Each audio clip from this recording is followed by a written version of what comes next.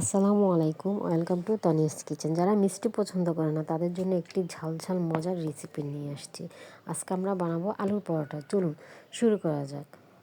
প্রথমে আমি পেঁয়াজগুলি ভেজে নিয়েছি, তারপরে এখানে আমি জিরার গুঁড়ি নিয়েছি, ধনেপাতা, গরম মশলার গুঁড়ি, লবণ, কাঁচামরিচ আর মরিচের গুঁড়ি নিয়েছি। তারপরে আমি আলু সিদ্ধ করে পেস্ট করে নিয়েছি।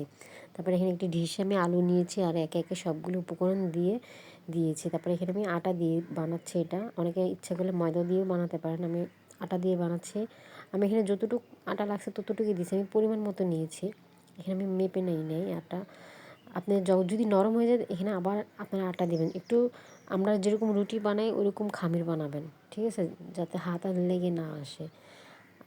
আমি একটু ভালোভাবে মিক্স করে নিচ্ছি। আমার রুটির ডোটা মতে নেওয়া হয়ে গেলে আমি এখান থেকে 5টা খামির বানিয়েছি। একটা খামির নিয়ে এখানে আমি এখন আটা দিয়ে রুটির মতো বানিয়ে নেব। যখন আমার এটা মোটা হয়ে আসবে, দেখতে পাচ্ছেন এরকম হয়ে আসবে, তখন আমি এটাকে তাওয়াতে ভেজে নেব। তাওয়াতে দুপাট ভাজা হয়ে গেলে আমি এখানে ঘি দিয়ে আবার এটাকে ভালোভাবে ভেজে নেব। ভাজা হয়ে গেলে আমি এখানে পরিবেশন করব। এই যে দেখেন আমার ফাইনাল লুক। এখন আপনাদেরকে আমি খেয়ে দেখাচ্ছি।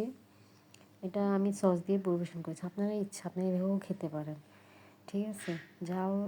যার যতটুকু প্রয়োজন হয় ততটুকু ঝাল দিবেন। আপনারা অবশ্যই বাসায় এটা বিকেলের নাস্তা একবার হলেও ট্রাই করে দেখবেন। আল্লাহ হাফেজ, ভালো থাকুন সবাই।